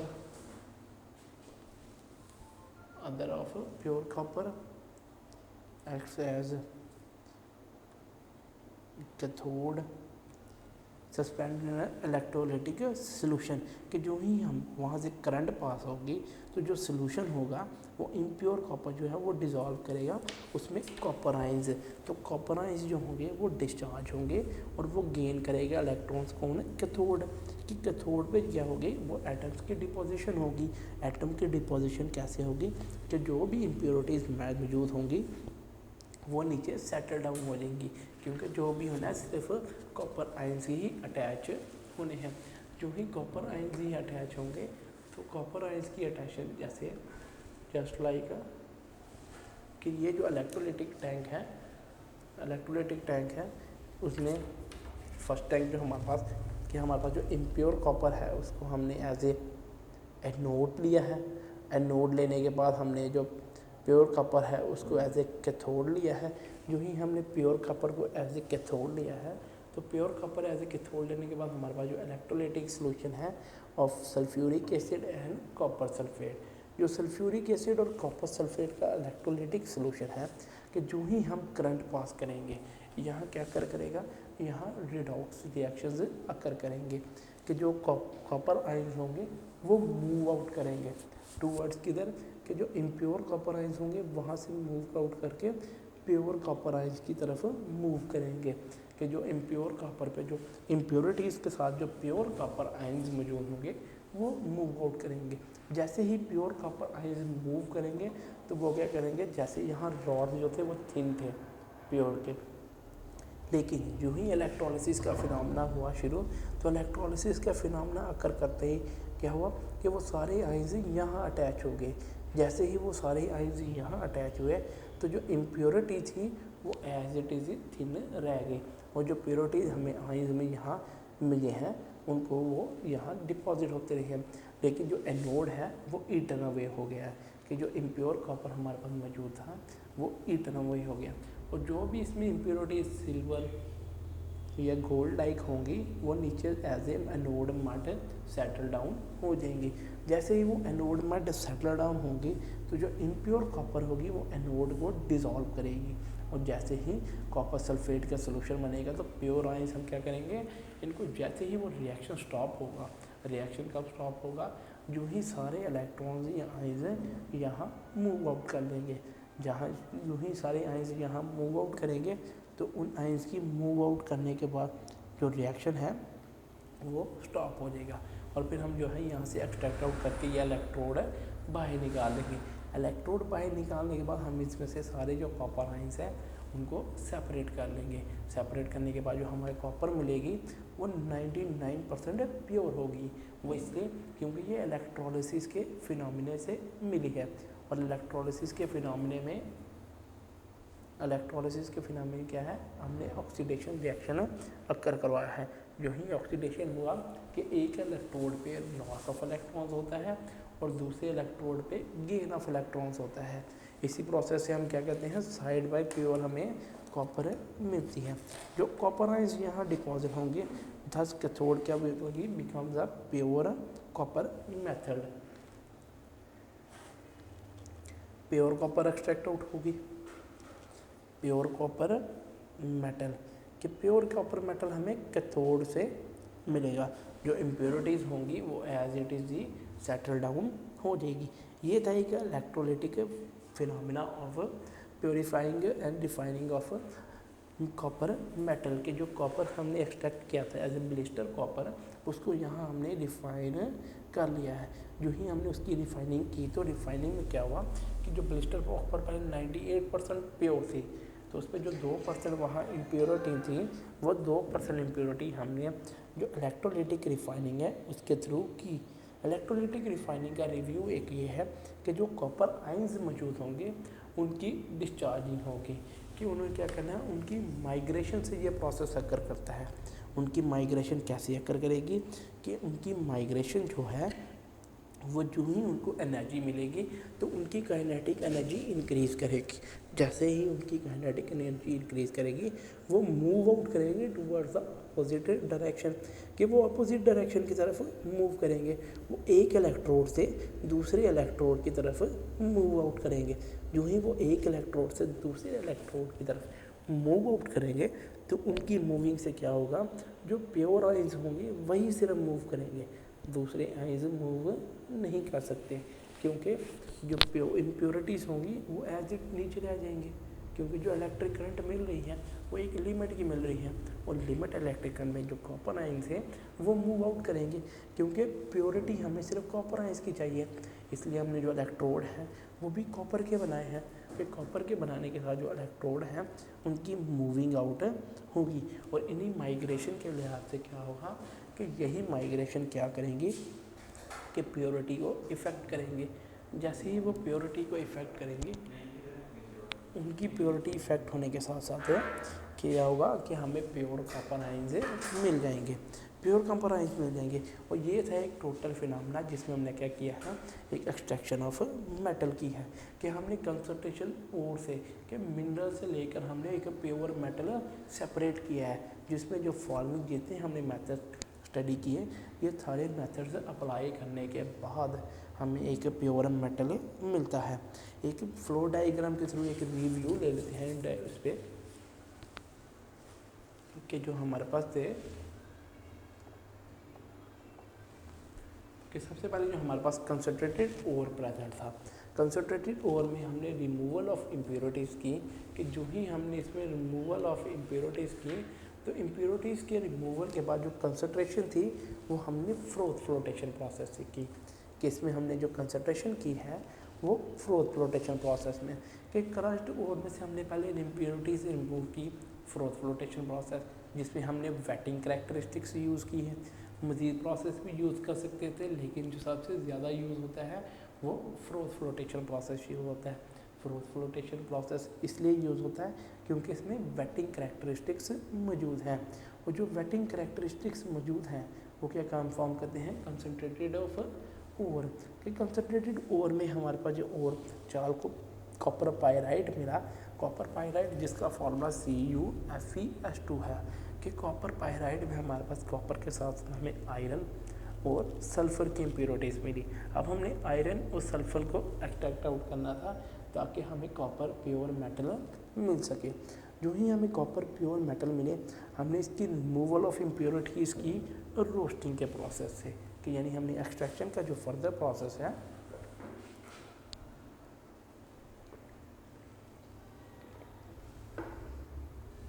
वो रोस्टिंग के थ्रू एक्ट करवाया। जो ही हमने उसकी रोस्टिंग की, रोस्टिंग होता है हाई हीट एनर्जी देने से। जो भी हमने हाई हीटिंग की, तो हाई हीटिंग करने के बाद जो रोस्टेड ओर हमें मिले वो कॉपर सल्फाइड और फेरस सल्फाइड थे, कि कॉपर सल्फाइड और फेरस सल्फाइड। जो ही हमने कॉपर सल्फाइड और फेरस सल्फाइड लिए, फिर हमने रिमूवल ऑफ इम्प्योरिटीज़ की स्लैग की मदद से। स्लैग हमारे पास क्या थी, iron ferrous silicate. Iron ferrous silicate में हमारे पास जो स्लैग मौजूद हुई थी उनमें था कॉपर, फेरस और सिलिकेट की जो सैंड मौजूद थी SiO2, उसका रिएक्शन हमने कॉपर और फेरस से करवाया। जो ही हमने उसका रिएक्शन करवाया, हमारे पास FeSiO3 फॉर्म हुई, कि आयरन सिलिकेट स्लैग फॉर्म हुई, और जो कॉपर इसके साथ अटैच, सल्फर इसके साथ अटैच थी, उसकी ऑक्सीडेशन हुई। जो ही स्मेल्टिंग का प्रोसेस हमने शुरू किया, तो हमने उसमें केमिकल रिएक्शंस करवाए।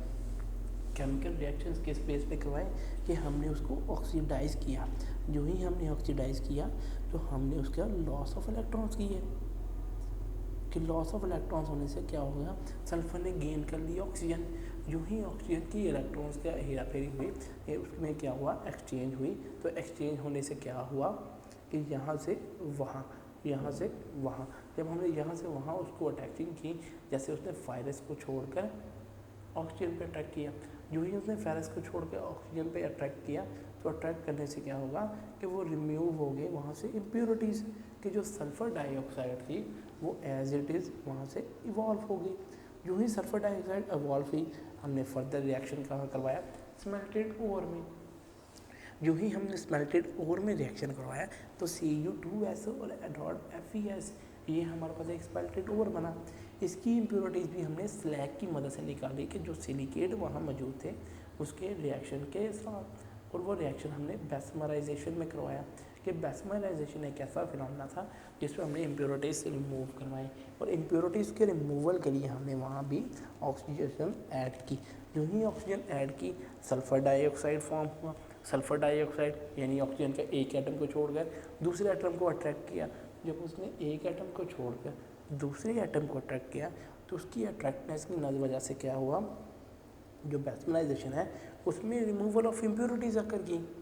जब रिमूवल ऑफ इम्प्योरिटीज़ हुई, तो सल्फ़र डाइऑक्साइड वो तो इवॉल्व हो गई। जैसे ही सल्फ़र डाइऑक्साइड इवॉल्व हुई, हमें 98% ब्लिस्टर कॉपर मिली। जब 98% ब्लिस्टर कॉपर मिली, तो इसमें जो 2% इम्प्योरिटीज़ अभी भी मौजूद थी, वो नेक्स्ट हमने जो लास्ट प्रोसेस इसको होता है refining and purification of metal, उसके थ्रू की। वो कैसे, इलेक्ट्रोलिटिक ऑफ रिफाइनिंग, कि इलेक्ट्रोलिटिक रिफाइनिंग में हमने इलेक्ट्रोलिसिस की मदद से की, जो आप अपनी प्रीवियस क्लास है यानी 9th क्लास में इलेक्ट्रोकेमिस्ट्री के चैप्टर में स्टडी करके आए हैं, कि ऐसी केमिकल रिएक्शन जिसको हमने इलेक्ट्रिसिटी की मदद से करना है। ऐसे केमिकल रिएक्शन जिनको इलेक्ट्रिसिटी की मदद से करना है वो इलेक्ट्रोलिसिस कहलाते हैं। और उसमें हमें जो कॉपर मिलेगी वो 99.9% प्योर होगी, और जो 99.9% प्योर होगी वो इलेक्ट्रोलिसिस के मेथड से, कि जो कॉपर आयंस होंगे वो मूव आउट करेंगे। जो ही कॉपर आयंस मूव आउट करेंगे, तो फिर क्या होगा, हमें प्योर कॉपर 99.9% मिल जाएगी। ये थी एक फ्लो डायग्राम ऑफ कॉपर, कि हमने ऐसे इसकी एक्सट्रैक्शन ऑफ कॉपर की है। वीडियो पसंद आई तो लाइक करें, अपनी राय कमेंट करें। ऐसे ही मजीद वीडियोस के लिए हमारा चैनल सब्सक्राइब करें और बेल का आइकन दबाएं ताकि आपको हर वीडियो का नोटिफिकेशन मिलता रहे।